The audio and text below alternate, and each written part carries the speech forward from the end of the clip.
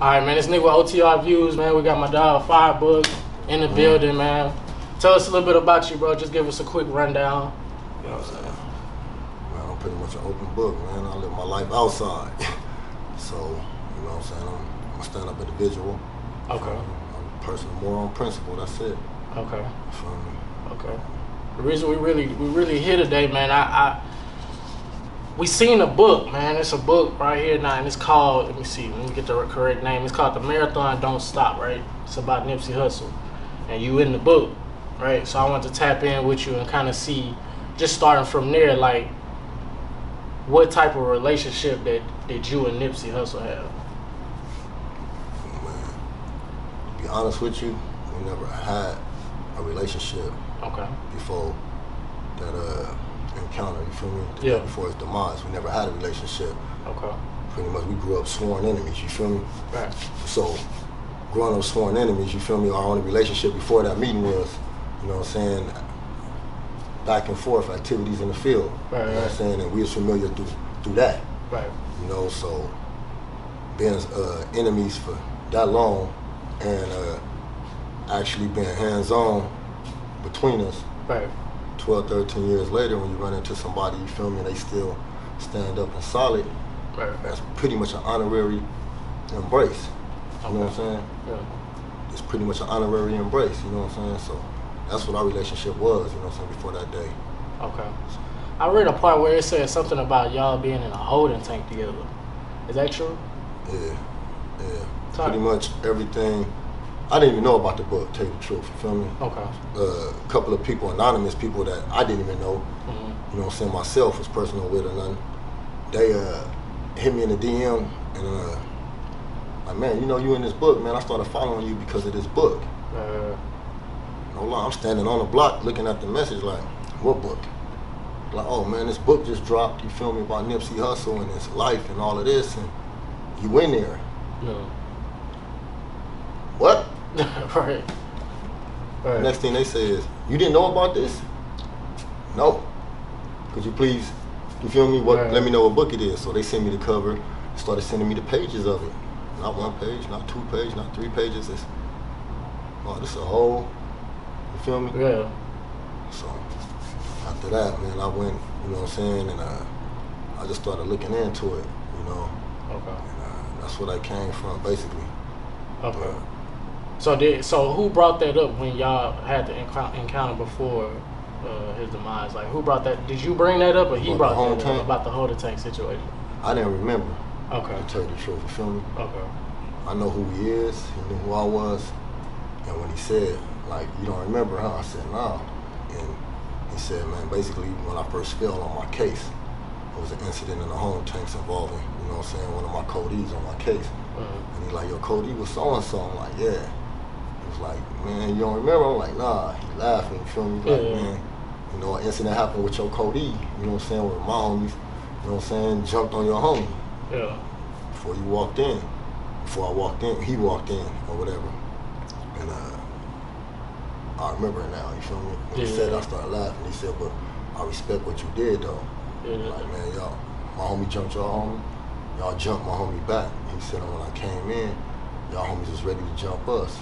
And you asked me, like, did you jump my homie? I was like, nah. Yeah. He said, I'll never forget what you said. All right, you know, we play honorable. We about to get a fade. Yeah. You feel me? You didn't jump my homie, play honorable. I said, head up.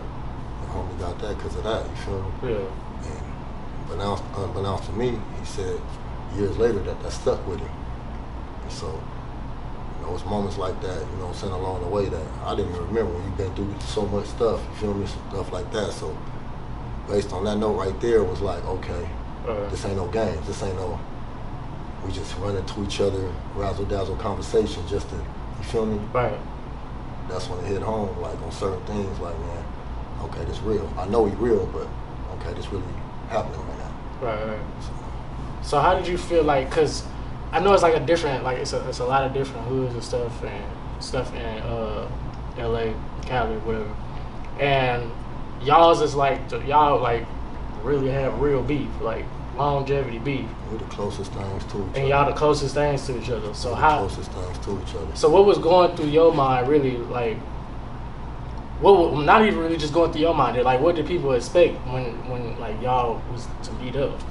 Well, from the outside looking in, yeah, it's people basing their opinions and everything off what they read. Right. Right there where we at, and I like to call it the Gaza Strip, which is Hyde Park. Right. We call it the Gaza Strip because for years Palestine and Israel been at it. Right. We Palestine and Israel right there on Hyde Park. The only thing that separates us is a stoplight. You know what I'm saying? Okay. You could walk in the store to get a drink, and you feel me? Yeah. And a pack of cigarettes and come out and no longer. Right. You know what I mean? Yeah. You could. I'm finna go out for a walk up the street and walk up a stop sign, and the shortest stroll be your longest trip. You feel me? Yeah. That's been that way. So for us to sit down and just even communicate, and not to be captured, it was like, damn. You feel me? Yeah. Like, damn, that's been Laden, and you know what I'm saying? And right. It's crazy. So. Okay, so is it true, like, they say, like, it was a point in time where Nipsey was thinking, like, okay, we need to come to a point where we not come together or nothing like that, but just, like, cease the gunfire and beef and all that stuff as it was. Is that true? All respect on that man's name, you feel me? Yeah. We the type that we know what needs to be said, and everybody will talk about it in a secret congregation. Right. But when it comes time, ain't nobody gonna step up and say it. We're the ones that's gonna say it, you feel me? Right. And it's gonna be factual and it's gonna be righteous. And being that person, or those type of people that come once every so often, you feel me? Yeah. It's pretty much like you already know your life is like on the next level, you feel me? You know what it is. Right. You know what it is, you wake up to it, you see it, you probably tell those around you, but you still keep pushing toward it, you feel me? Right. And everybody else gonna turn back.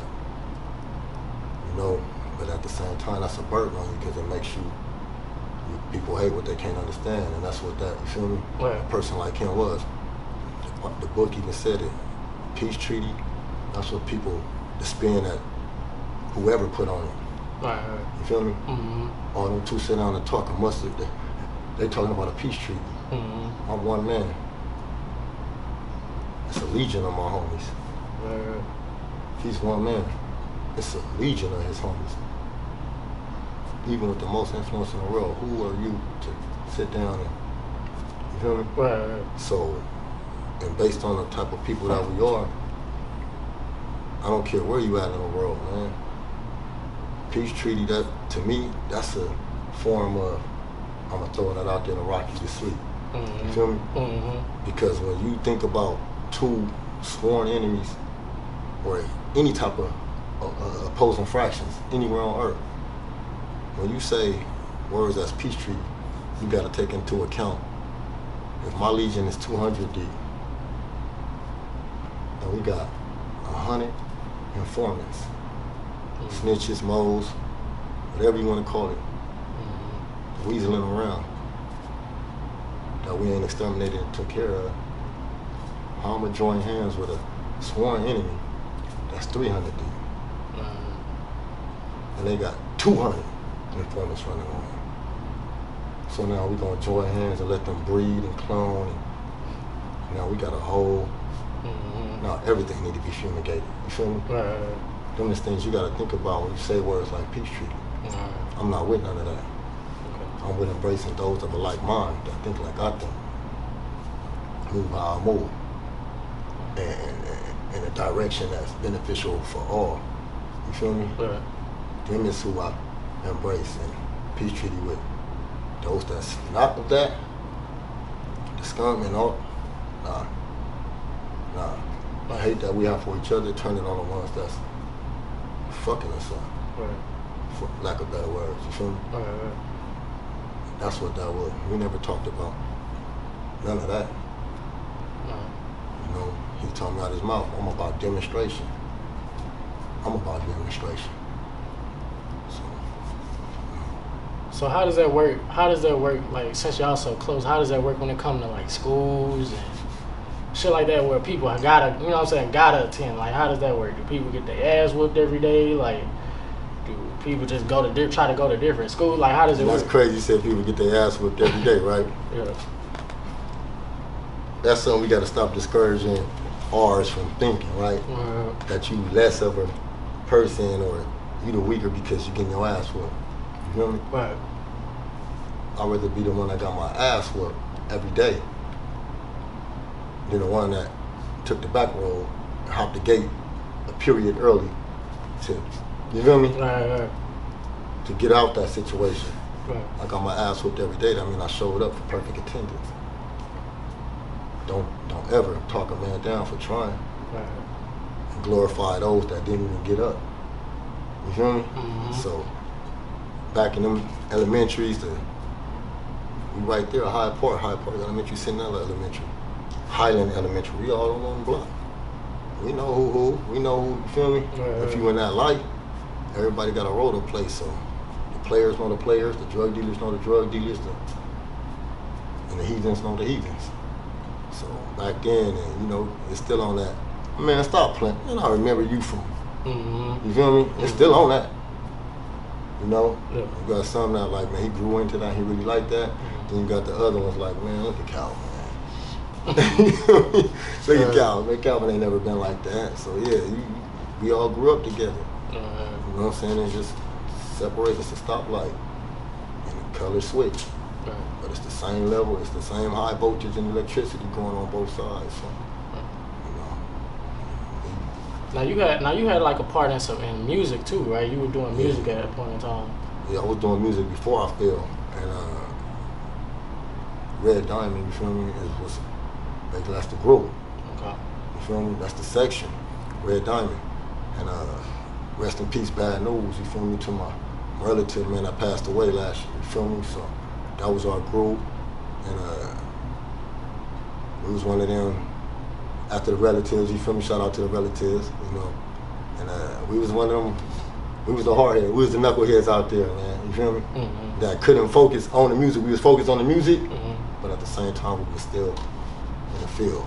So I ended up catching the case, he ended up catching the case, and when I came back home 12 years later, he passed away like right after I came home. You know what I mean? So the music, that's pretty much was my that was pretty much my back story on that. You know, we certified, you know what I'm saying, city, what do we want to call it, staples in the city as far as with the music go. Mm-hmm. You know, we known in the streets, and but I never really took it that serious.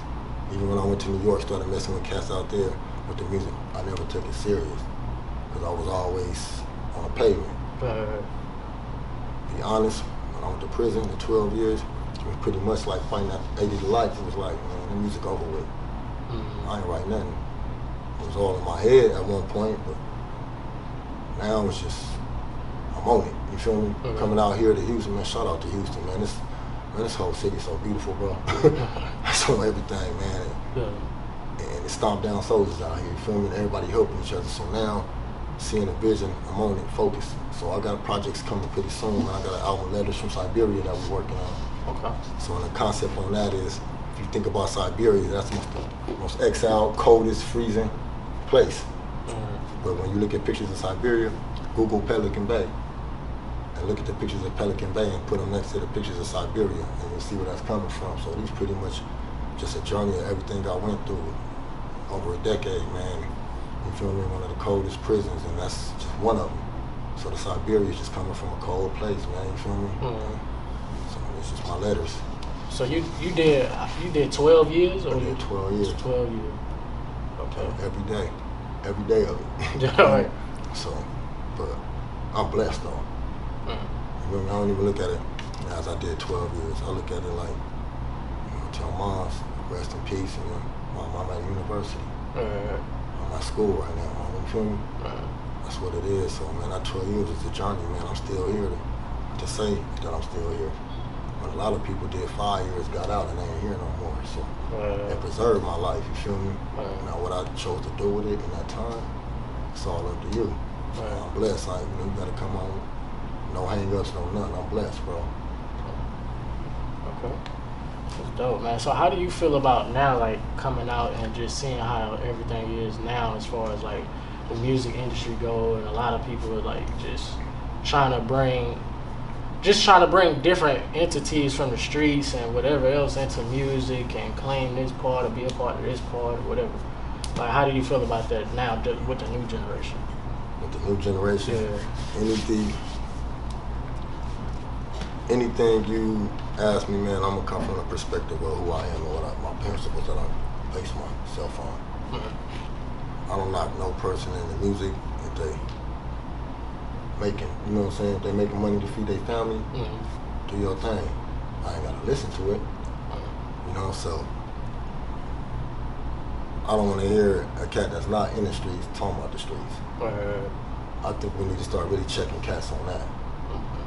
Gotta prevent a lot of the bullshit that goes on out here, from gangs to, you feel me, suicide prevention, all of that, you feel me? The music is influence, that's the soundtrack of life.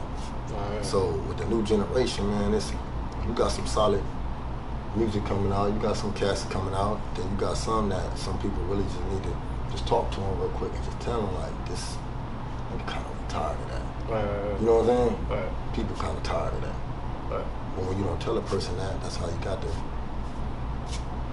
rainbow people coming in, mishaps like that happening. Then everybody want to say, what's wrong, man? Oh, that's crazy. Did you hear that? And people like me, like Nip, we saying, we not tripping on him. We looking at y'all like, damn, y'all ain't see that? We ain't mad at him. We mad at the person that allowed that to come through the door, the person that brought that to the table. You feel me? To sell out for the music.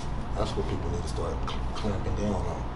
And that'll preserve the life of real music. It'll preserve the life of real people out here. You feel me? So that's my perspective on it. You feel me? Only music with content should be celebrated. Tolerating the rest. You know? You got any dates for the project that you've been working on, man? Man, I've been like I said, just touching down and being out here working with cats in Houston right now. My project coming along fast, you feel me?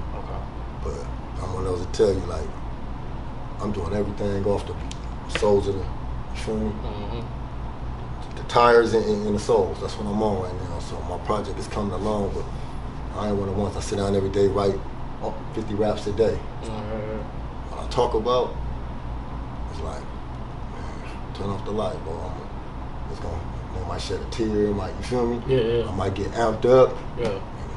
Cats might need to leave out the studio real quick. That's my music.